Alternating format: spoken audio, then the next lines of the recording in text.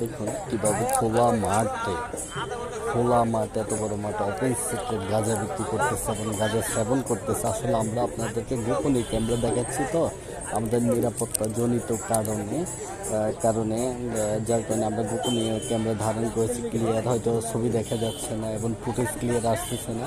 এই দেখুন দিনের বেলা এই আরেকটা গ্রুপ এখানে গাঁজা বিক্রি করতেছে এবং খাইতেছে। দেখুন এই আরেকটা গ্রুপ ওই যে দেখেন এই যে টাকা দিয়ে গাঁজা কিনতেছে, দেখছেন টাকা দিয়েছে।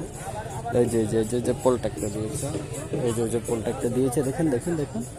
দেখুন দর্শক, আমাদের অনেক কষ্ট হচ্ছে। আমরা খুব গোপনীয় ক্যামেরা খুব সিক্রেটভাবে আপনাদেরকে দেখাচ্ছি। আসলে আমরা যদি না ওপেনলিভাবে ফুটেজগুলো ধারণ করি অথবা আমাদের জীবনটা হুমকির মুখে হয়ে যাবে, যার কারণে আমরা গোপনীয় ক্যামেরা আপনাদেরকে সীমিত আকারে দেখানোর চেষ্টা করতেছি।